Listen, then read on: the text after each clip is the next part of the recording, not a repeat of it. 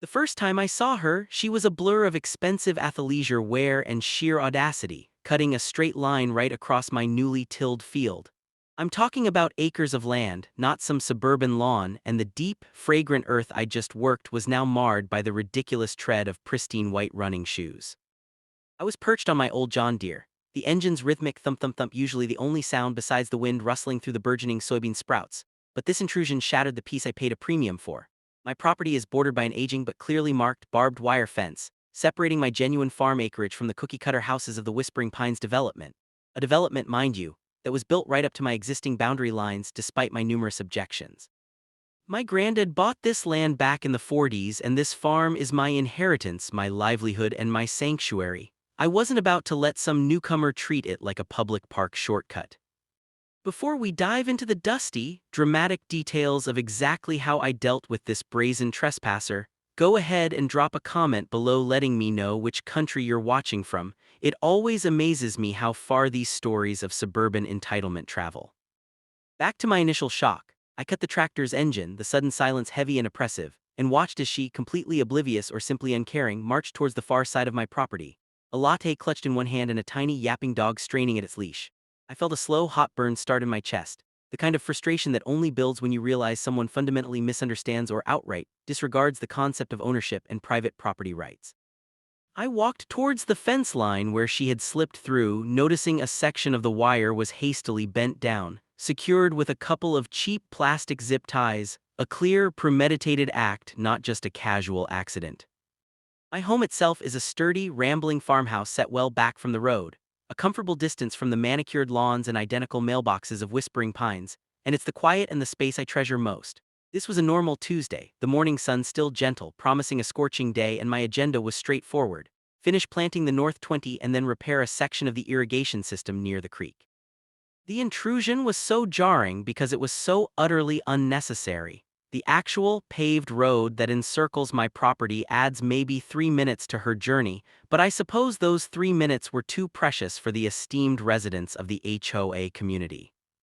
I straightened up, wiping a bead of sweat from my forehead with the back of a calloused hand, and decided that a verbal warning was the place to start, hoping to nip this particular act of entitlement in the bud before it became a regular occurrence. I leaned against the weathered cedar post, my posture sending a clear message of "this is mine," and waited for her return journey, which I knew would be soon as the coffee shop was just on the other side.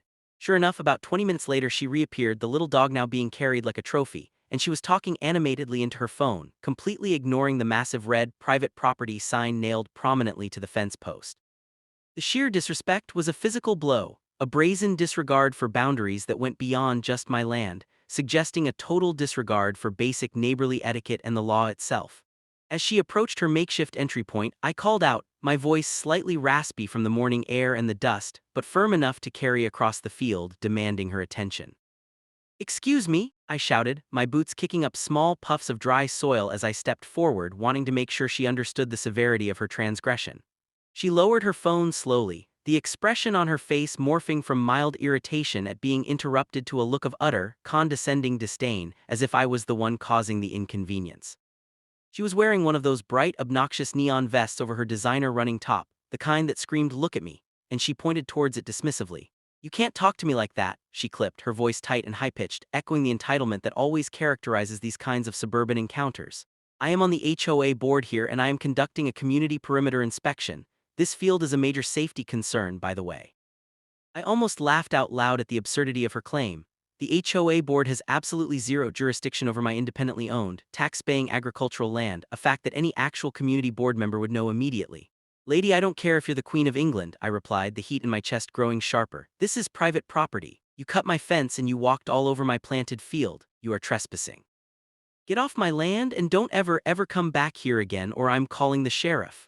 Her eyes narrowed, the sun catching the glare off her expensive sunglasses, and she took a defiant step further onto the tilled soil, her chin jutting out in a clear sign of impending verbal warfare that I knew I had no choice but to engage in. This was not going to be a simple, one-time warning. I could already tell that this Karen was going to require a much firmer, more definitive kind of education regarding the concept of ownership and the legal lines that demarcate it. Her next move was straight out of the HOA Authority playbook. She produced a crisp, professionally printed document from a small zippered pocket on her running shorts, unfolding it with a dramatic snap. Actually, sir, she spat out the word with venomous condescension, as if I were a mere servant daring to question her decree. Whispering Pines has been granted a temporary easement by the County Planning Commission to assess the property line for potential community beautification and safety fencing. Your fence is old and unsightly, and the board has deemed this path a necessary passage for emergency access to the retention pond. The document she waved, however, looked suspiciously like a generic meeting agenda with a few lines haphazardly highlighted in yellow, clearly not a legitimate legal document granting her any such rights of passage. I crossed my arms, the smell of freshly turned earth and blooming weeds a stark contrast to her perfume and the sterile paper in her hand, my internal voice screaming at the sheer, unadulterated gall of the woman.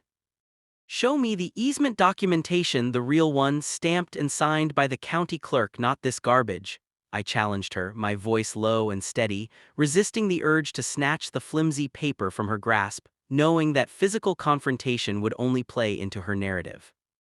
I own this land outright. There is no easement, temporary or otherwise. The retention pond is hundreds of yards that way, and you're not an emergency responder, you're a jogger with a latte. What you did was cut through my fence and trespass. I pointed emphatically at the bent wire, a visible scar on my property line, a symbol of her flagrant disregard. She tucked the paper back, clearly flustered by my demand for actual legal proof, and her composure began to crack, the mask of false authority slipping just enough to reveal the petty entitlement beneath. She launched into a furious, high-pitched tirade, the kind of privileged screech that makes your teeth ache, completely ignoring the specifics of my legal argument. You farmers are all the same, stubborn and stuck in the mud. This entire development paid a fortune to get away from people like you with your dirty fields and your loud, unsightly equipment. We are the community now, and you need to be a good neighbor and comply with the new standard. Neighbors from the Whispering Pines houses closest to the fence line were starting to emerge onto their decks, drawn by the commotion and her increasingly hysterical volume, watching the unfolding drama with a mix of curiosity and discomfort. I could feel their eyes on me, judging the dusty farmer versus the pristine suburbanite, and I knew I had to remain the voice of calm, legal authority in this ridiculous standoff. My neighborly duty is to maintain my property and follow the law, I retorted, taking a deep, calming breath. And the law says this is private property and you are currently breaking the law. I'm going to fix that fence now, and if I ever see you or anyone else from your little beautification committee on my land again, I will have the sheriff issue a formal citation for criminal trespassing. That seemed to hit a nerve. Her face went scarlet, her eyes bulging with indignation, the veins in her neck standing out sharply against her tanned skin, and she took another aggressive step forward. She then did something truly astonishing, something that showed the depth of her moral bankruptcy and her willingness to fabricate reality to suit her narrative. She pulled out her phone, started recording me, and then pointed dramatically at my old, worn work boots. Look at this, everyone. This farmer is threatening a woman who is simply trying to make sure our community is safe. He is creating a hostile environment and his property is a hazard. Her performance was so over the top, so obviously staged, that a few of the watchers on the distant decks actually turned away, embarrassed for her lack of self-awareness. But her declaration of my farm being a hazard sparked an idea in my head, a flash of inspiration that was both legally sound and delightfully mischievous, a way to address her safety concern without ever laying a hand on her or her fake easement documents. I simply smiled, a slow, deliberate grin that I knew would unnerve her more than any shouting ever could, and simply repeated my final warning, adding a specific, cryptic promise. You are absolutely correct, I conceded, my voice calm, the unexpected agreement throwing her off balance. Safety is paramount. Given your stated concerns about this being a pathway for emergency access and a hazard, I am going to make sure that no one, especially an unauthorized trespasser, can use this route again. I'm going to take steps to secure this boundary in a way that provides absolute ironclad safety for my property and prevents any future perimeters inspections. Consider this your final and absolute warning, HOA lady. Next time you cross this line, the consequences will be immediate, and you will understand exactly what trespassing means. I then turned my back on her abruptly, pulled the necessary tools from the bed of my old Ford truck and began to repair the damaged fence, leaving her standing alone, sputtering with impotent rage and the confusing certainty of my promise ringing in her ears. The next few days were quiet, almost eerily so, but I knew the HOA Karen was just regrouping, planning her next move of entitled retaliation. I spent the time preparing for her inevitable return, not by strengthening the fence, she could easily cut it again, but by addressing the root cause of her brazenness, the belief that she could act with impunity on my private property. My plan, which I meticulously researched to ensure complete legality, was a physical manifestation of my final warning, a clear and present consequence for disregarding the most basic boundary. It was time for a safety measure that was both effective and deeply satisfying, one that would make her think twice, perhaps even 3 times, before treating my farm as her personal speedway again. I drove out to the back corner of my main workshop where I kept the relics of past farming endeavors. After a bit of digging, I pulled out what I was looking for, a hefty, industrial-grade metal mat, originally intended for stabilizing muddy equipment paths, but which had a secondary, more satisfying function. Over the course of a long afternoon, I carefully modified the mat, welding onto it several dozen short, thick, rounded pieces of repurposed rebar, all under 6 inches tall and blunt but definitely present. I wasn't creating a death trap. I was creating an extremely uncomfortable, attention-grabbing, and completely legal deterrent, something that would stop any unauthorized foot or light vehicle traffic dead in its tracks. The finished product, painted a bright, almost blinding safety yellow, looked exactly like what it was: a professionally constructed, extremely serious-looking hazard warning system. Then, under the cover of a cloudless night, I secured the finished article, my very own homeowner repellent spike strip, along the inside of the fence line, precisely where she had repeatedly bent the wire to gain access. Crucially, it was positioned well within my property boundary, and I also installed a brand new, enormous sign just above the old private property placard. This new sign, printed in aggressive black and red font, read, "Warning, Extreme TRESSPASS Deterrent System in Use, Hazardous Surface." I even set up a small, low-powered motion sensor work light pointed directly at the newly installed safety measure, ensuring that even in the darkest hours, the warning would be visible, undeniable, and fully documented. My legal defense was simple and solid.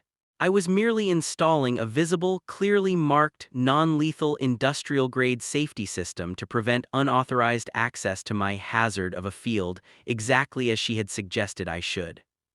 The following morning, I waited. I was sitting on my porch, enjoying a hot cup of coffee, the early morning mist still hanging low over the fields, when I heard the distinct, high-pitched yelping of a small, agitated dog, followed by an immediate, ear-splitting shriek of human indignation. I put my coffee down, a slow, satisfying smirk spreading across my face, and walked towards the property line, pulling out my own phone to record the ensuing confrontation. There she was, HOA Karen, wearing another brightly colored workout outfit, frozen in place just inches from my boundary line, her jaw slack with disbelief, her eyes glued to the blinding yellow mat studded with blunt metal spikes.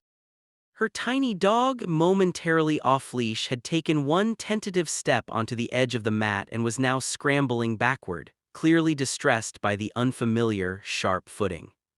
She saw me approaching my gait slow and deliberate, and her expression immediately shifted from shock to incandescent fury. "What is the meaning of this?" she screamed, gesticulating wildly at the mat, completely ignoring the massive warning sign just a few feet above her head. "You maniac, you cannot put that barbaric trap on the ground. This is a public safety risk. You're going to injure someone." The intensity of her fury was magnificent, exactly the reaction I had been hoping for, the perfect culmination of her entitlement meeting the unyielding reality of private property rights. I stopped a few feet from the fence, the morning sun glinting off the newly installed metal, and replied in a voice that was calm and utterly devoid of emotion, the perfect antithesis to her hysteria. "Ma'am, I took your concerns very seriously. You personally inspected my property and declared it a major safety concern and a hazard that needed to be secured. I merely installed a clearly visible, non-lethal, industrial-grade trespass deterrent system well within the legal boundary of my private property. The sign is clear. The light is working. I am simply keeping my field safe from unauthorized access, exactly as the law permits a property owner to do. If you or anyone else from your organization chooses to ignore the explicit, obvious warning signs and injure themselves, that is a direct result of your own decision to illegally trespass on a marked and secured private field." The sight of her realizing that she had unintentionally provided the legal justification for her own physical deterrent was a moment of pure, unadulterated justice.